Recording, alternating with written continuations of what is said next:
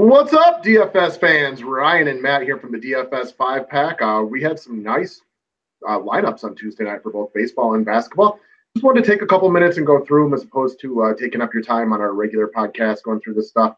I always just figure, I know a lot of people want to get to the top of GPPs. Not an easy thing to do. I'm not saying it's easy. I've been there a few times myself, but it is always a struggle to get up there. So we just want to go through some of this stuff. Hopefully you'll take something out of it. If you want to join and get on the winning train, sign up to be a member today. We would love to have you. Yes, sir.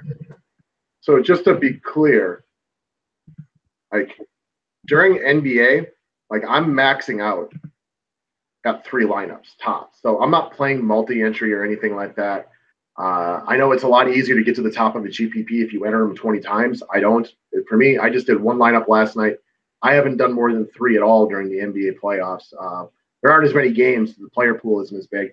I wish I had more free time yesterday because I would have done a 3-entry max, and I probably would have won my GPP if I'd gotten to switch up a few things a few different times, but it is what it is. So I got first in my double up yesterday. There is nothing quite like kissing your cousin than getting first in the double up because it pays no different than getting 199. Yeah, it's a weird feeling. You have to enter those in GPP. So that's it. It's one thing if you don't enter it in a GPP. If you enter it in a GPP and you still, like you said, you got 7, okay, you know what I mean? There's just a big difference there for me. So when I was brand new to DFS, and this is probably, 5 years ago, when I really didn't know what I was doing, I got second out of they used to have these really big NFL double ups, and I got second out of 12,000 or something like that, and didn't really realize what a big deal it was until, and then it was a double up though. So I didn't quite get what I was doing, and I just randomly got a really high score one Sunday, but it made no difference to you at all whatsoever. And I did not enter into a GPP at the time. This is when I was real green. Anyway, the point of the story is, so NBA playoffs is going really well over here. We had about a 3-day losing streak a couple days ago, but nothing but green before and after that. And I think the biggest thing is most people, they don't get the difference between regular season and postseason. For example, Rajon Rondo should literally be 100% owned on every slate, and I've been saying this now for 6 straight games, and this is 6 straight times that he has excelled. Last night was his best game. The guy hasn't dropped below 38 points in any of his games throughout the postseason. He is the surest thing in NBA DFS. Playoff Rondo and regular season Rondo is 2 totally different things. Look at the minutes he plays in the postseason. 38, 33, 35, 39. That's not the 25 a game he was playing in the regular season. He was being saved here. So the biggest thing I've been able to take advantage of throughout the postseason is just people not totally getting the difference between playoff basketball and regular season basketball for DFS. So it's been nice. I think we've run every Rondo slate so far, which is awesome. Yeah. What's up? I said that's awesome. And the other thing to notice here, we always talk about ownership. A lot of these guys, almost all of them are in the 20s and 30%. Yeah, it's a 2-game slate. I mean, you got one guy at sub 10, and he's only in there so I could get the other guys I wanted. So I used Fred VanVleet last night. I thought he was really safe for 15 to 20, but I thought he had a lot higher upside. They're still handling that shoulder injury with kids' gloves. And the game was closer than I expected. I thought Toronto, who looked like the better team for the majority of that game, would close harder as opposed to letting the Cavaliers get back into it. So I thought VanVleet had a higher upside to maybe get some extra fourth quarter points. All in all, he was okay. He did his job. He allowed me to get the other guys that I wanted. That's all he's in there for. Yeah, so he was okay. He's not going to kill you. That certainly wasn't the reason you finished so high. Oh, gosh, no, not even close. But it let me get the other guys I wanted. The same thing goes with Darius Miller. He was the weakest link of the bunch. He had a really nice first half, and I thought he might actually be a help, but he was what he was. It was simply just there's cap space. In the playoffs, you don't get a lot of great cap savings guys, and I would have preferred David West, but I couldn't quite fit him, so I went with Darius Miller because there was these other guys were the guys I wanted. I wanted to pound New Orleans versus Golden State because if you watch them play, it is nothing but pace. And that's the other side note of this. I would have gotten second if it wasn't for overtime in the game. So, I've had some big finishes because I've had overtimes. There are days you get kicked in the nuts a little bit because you don't have the overtime game. It's just part of the game. Yeah, it's part of the game. It sucks. Yeah, it is what it is. Draymond Green, again, I don't know how he wasn't close to 100% owned. I don't understand. He was up there with Rondo as a top priority for me. I mean, if you watched game 1, you saw the intensity that he brings to the series. and he didn't even hit upside as far as minutes goes in game one. You knew he'd play more minutes in this game because you knew it'd be closer. You knew the Pelicans were going to come out swinging and not go down without a fight. So, again, I don't have any explanation why he wasn't super chalky because he was like the second guy that I grabbed after Rondo. Yeah, seems like a really easy play there. Yep. Jonas Valanciunas was big. This one really comes down to the fact that you just got to know your personnel. Cleveland doesn't have anybody that can stop him. He's 4 inches taller than Tristan Thompson, maybe, and a significantly better basketball player. And it's the playoffs. So the Raptors need to win this one. No reason that they're going to handle him with kid gloves like they normally do. He's always about a lack of minutes for why he doesn't succeed sometimes. Yeah, exactly. When he's going to play big minutes like that, he's rock solid. Yep. And then the combo of Drew Holiday and Anthony Davis, you knew the Pelicans were going to come out swinging, and they did. I thought maybe they'd be a little lower owned than they should have simply because they disappointed game one. But it was such a predictable formula for them to fail game one, to have such a bad game. The shots weren't falling because they'd been sitting there for a week. I don't know how often we've seen that in the NBA playoffs, or probably even in baseball too. But when one team has to sit there for a full week and not play, they lose their rhythm. Shots stop falling. You knew game two they would come out with a force. Holiday was great. Anthony Davis was great. I knew this game was my priority, and there was other guys I liked as well, but I just wanted to pound this game. Definitely, this game should have been the ultimate priority. I love the way you did this with just a couple guys from the other game. Didn't even touch Cleveland, and that ended up working because I have to imagine, some Cleveland guys were popular here. Not too bad. I mean, LeBron wasn't too highly owned, and I think that was just part of I think we all had it on pretty good authority that he was a little tired, and if it wasn't for overtime, he wasn't, he ended up being good, but Davis was still just as good, and Bron needed overtime in order to do that. I also thought that game had a chance of getting out of hand and that Bron was going to play a little bit of chess and try to get his teammates going for game one, knowing that he couldn't carry that big of a load for another 7 games. And that's kind of what happened. It just so happened that the game got really close and he had to go into Bron mode, and he did what he does. Yeah. It's funny. It's funny sitting there today after that game thinking about the many conversations we've had throughout the year about the Cavs in Toronto and how it's going to change after every game this series. And then Kevon Looney is just another guy that the Warriors made it pretty obvious game one that they're not going to play JaVale McGee, that the intention was to go small. So my thought process here was simple. Looney will play 20 to 25 minutes and give you about 20 points, and lo and behold, that's exactly what he did. Yeah, he was a rock-solid play. You had a bunch of those guys, bunch of nice cogs, with a couple guys performing, with upside. Yeah, you're hoping to get some upside out of a Miller, Van Vliet, or Looney, but they were all okay. But then I got all the other pieces I wanted because Rondo, Green, Valanciunas, and Anthony Davis were all priorities. And then I was wishy-washy between Kyle Lowry and Drew Holiday. And it just so happened, I think Kyle was pretty similar in points after overtime, but this actually let me create the lineup that I wanted. So that's mine. Mr. Bellman, you did even better, though, by playing a little baseball. Onto the sport that actually matters right now, baseball. Who cares about that NBA nonsense? So, yeah, had a nice night last. Of course you do. I had a nice night last night. Won a couple GPPs. Had a few different lineups that worked. So usually, how I do it, how sometimes you do it, I use 3 different pitchers usually, and I make 3 different lineups and use each combination once. Yesterday, I liked 4 guys a lot.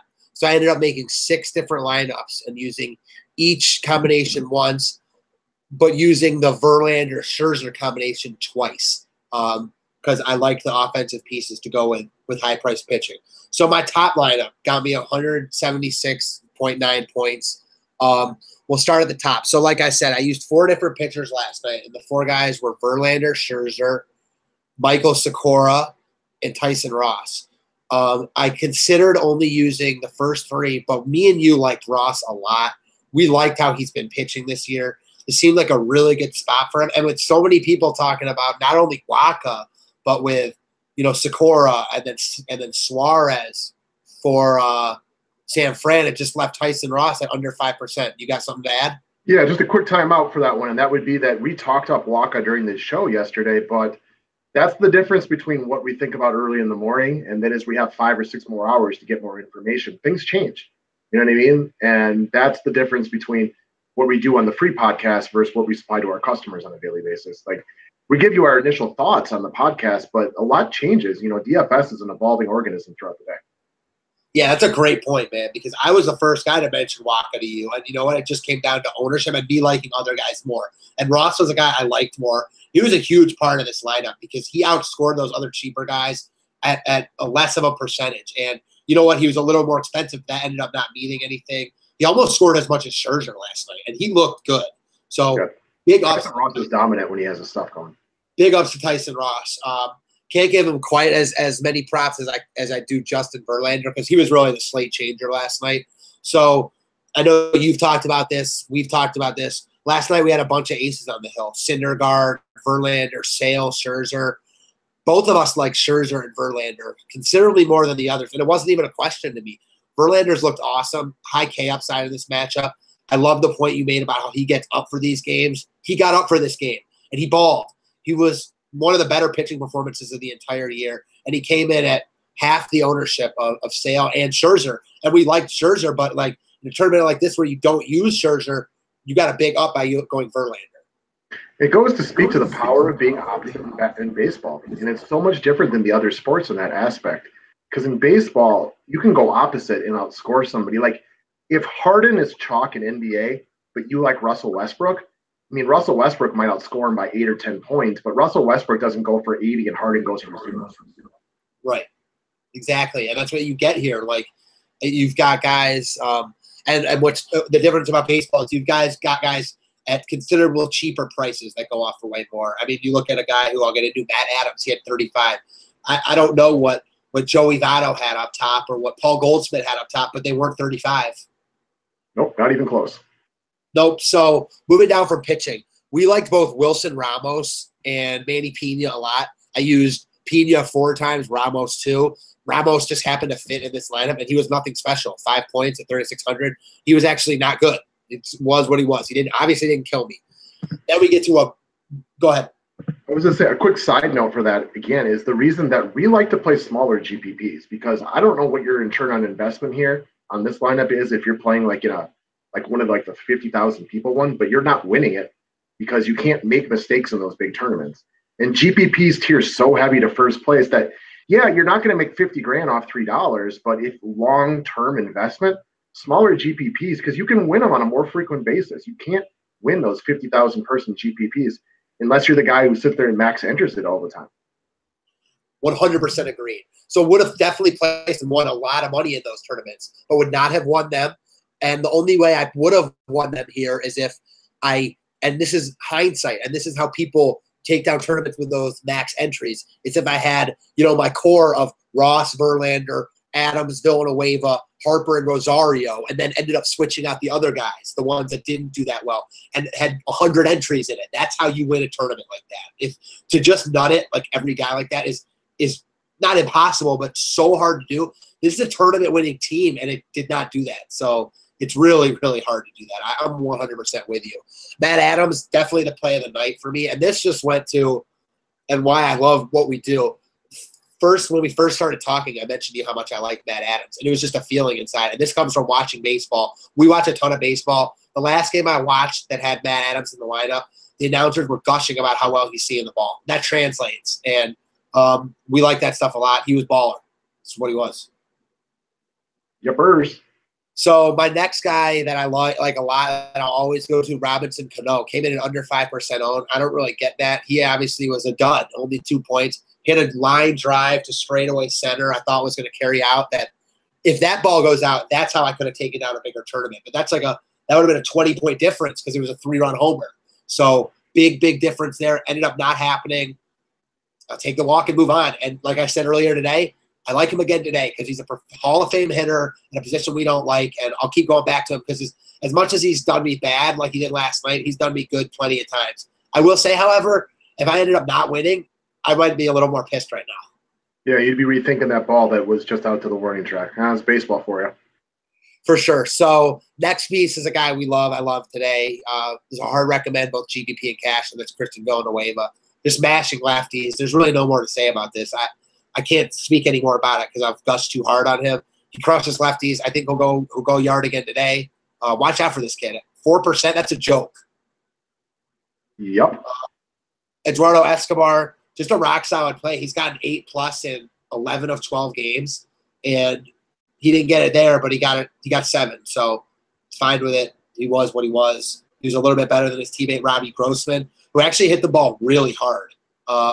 He actually hit it harder than everyone in that lineup, but Rosario. That's what happens in baseball, hard outs. Yep, and that exactly goes again to why we like smaller GPPs, because I played Grossman a couple times last night, and I watched him hit the ball hard twice right at people, and you can't control that stuff. But in a bigger tournament where there's 1-to-1 something, you'd be regretting that pick. You can have a mistake or two in a smaller tournament and still take it down. And GPP's tier so heavy to the top 2 places that you almost got to win some here and there to really get that money home.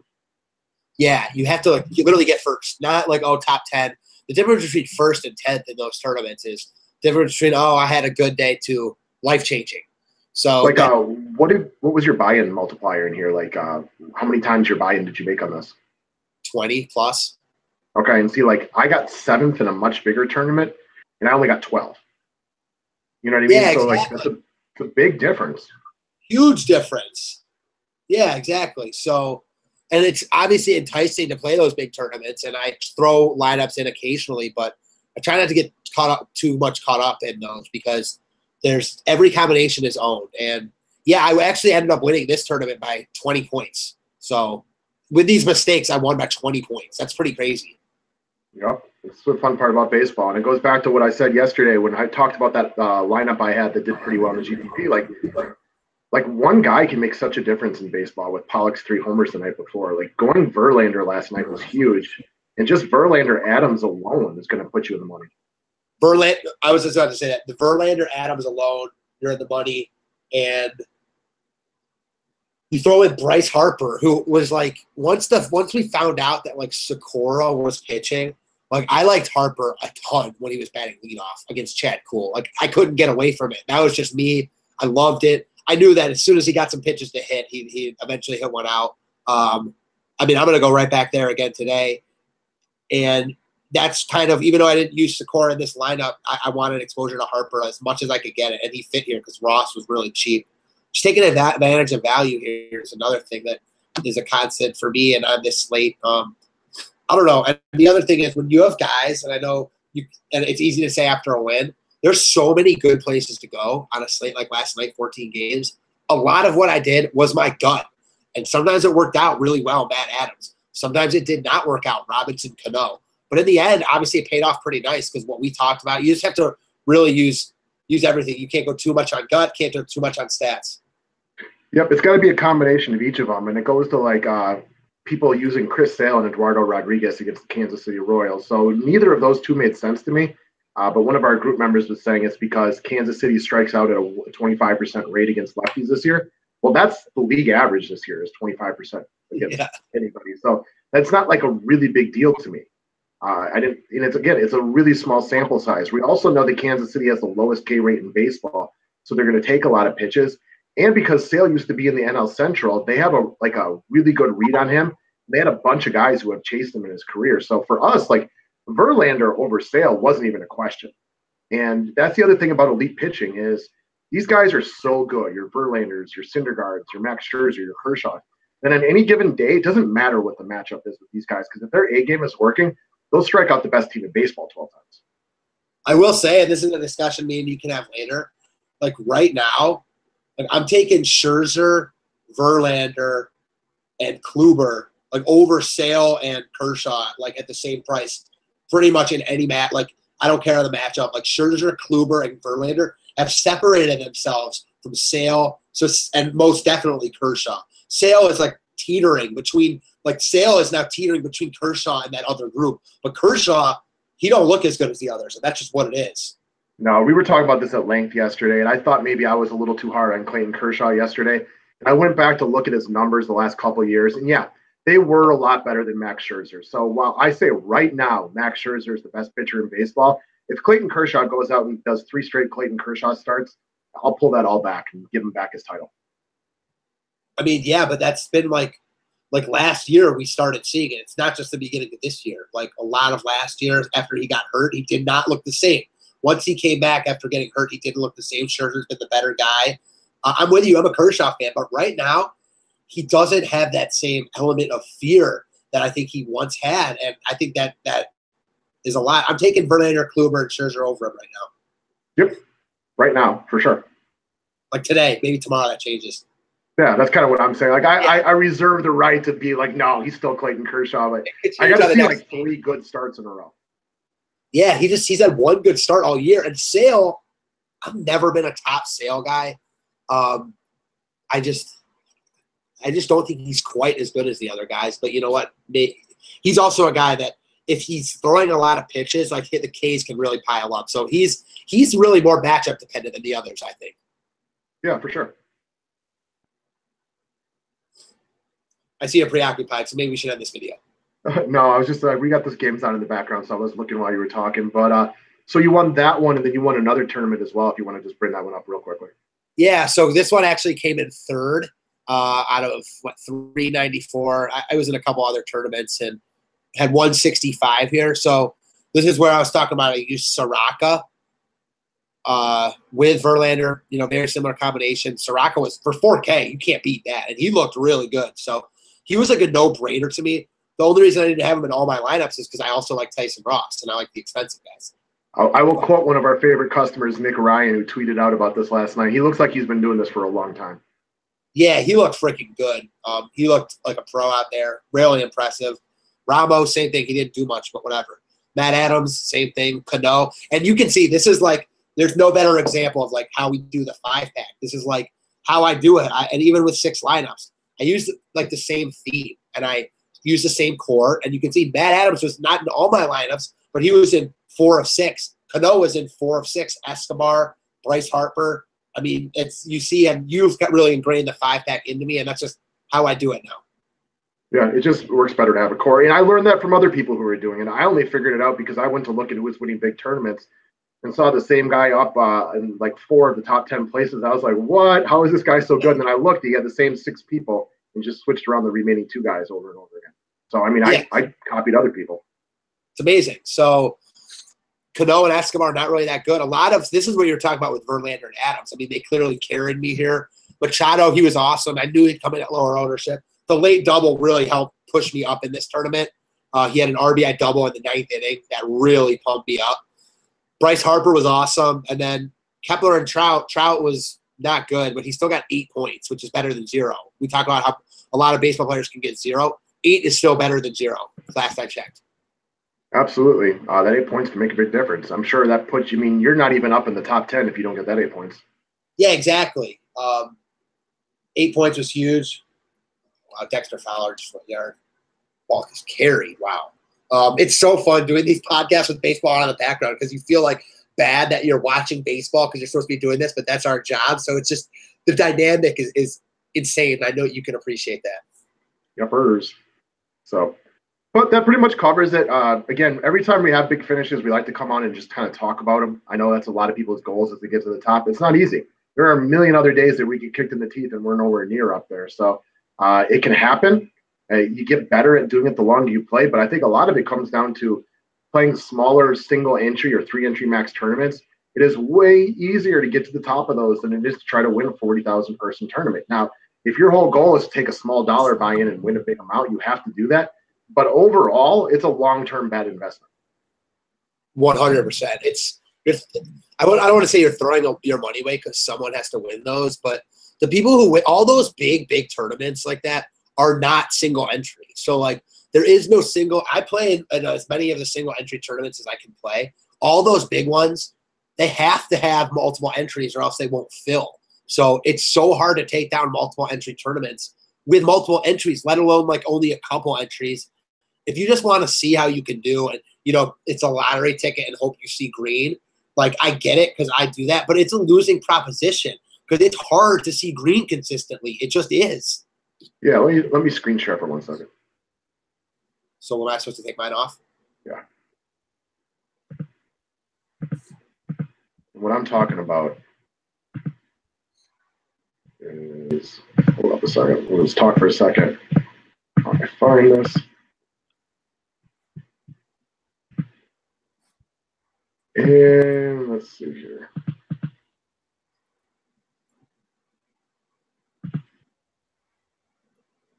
Trying to find an example of a good tournament to kind of talk about this with, like how it's such a losing proposition long term. You can find a lot of them. You have trouble finding one? There we go. All right, I got it now. And this is what we're talking. You go look at these these low dollar buy-ins. Like I was just about to say the $8 one. It's perfect. Yeah, so unless you get in the top 4, I mean, that's where all the money is. Do you know how hard it is to get in the top 4 of almost 26,000 people? I mean, it's not easy. Even if you max enter this thing, which you need a bankroll to do, because most of y'all can't afford to play for $1,200 a day. I know I can't. That's what I'm saying, man. Like, you're not just like the max entering this. You're talking about an $8 tournament. You said, oh, even if you max enter it, like it's impossible almost. Even if you max enter it, you're 150 out of 225 grand. Like you're right. Like it's a lose. You have to finish first, second. I mean, because think about if you finish 9th or 10th, like you won a ton of money off your investment, but like, you're not. If you max entered it, you're still down by just that one. Yeah, by just that one, you're still down. So, and then that's the problem. Like, how much really are you winning? Like, if you get like, you have to win it, like you said. It's a really losing proposition. You've got to get in the top 5 like on a regular basis in order to make that profitable for you. Because like I look at these things, and do you know how hard it is? And let's just say you do like what I do, and let's maybe enter 5 lineups, and you're putting in $40. Like to pay back $40, you have to get top top 300. That's not easy to do off of 25,700. I mean, it's not like impossible, but you got to get one in the top 300 just to make your money back. Dude, it's like beyond like not easy. Or not. Yeah, it's beyond not easy to finish top 300 in a 25K tournament. If you're consistently finishing like top 300, like 250th or 300 in this, like you could consistently be raking up in other small tournaments, because not many people are really going to be finishing at top 300. And that's a great example of why it's a losing proposition, because finishing top 1,000 is impressive consistently. Yeah, and if you play like Matt, I know you love these $40 single entries. Like it is much easier to get first out of 233. And bring back 1,000 off your $40 bet. Or hell, even if you just get top 20, which is really just top 10%, you can at least get 2.5 times your buy-in for the day. So even with these, you got to win them sometimes, like we always talk about. Like, because finishing 9th or 10th like is good, but like really, if you know what I mean, you need to win a few times, even in these. And GPPs as a whole could be considered a losing proposition unless you win. Or are really good at getting up there a lot, because like if you, let's just say like once a week you get top 10, you know what I mean, you get 200 back, so that's 5 times your buy-in. And then one other day you get 25th, like you're even on the week. And that's not that impossible to do with 233 people, but you do have to throw in like a win in there every single year to cover like a whole bunch of days. Yeah, I mean, I know all too well, like it's definitely because cashing in these, like when you're not, like, it's not easy to, and I know like it's like because the people that are playing these tournaments, also the $40 single entries, are also sophisticated players. So that's a whole other side of it. Yeah, definitely. So, all right, well, we'll shut up now so we can get to writing up our night stuff. But just wanted to come on here and just talk about that stuff for a little bit.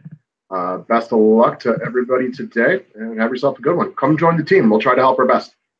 Yes, sir.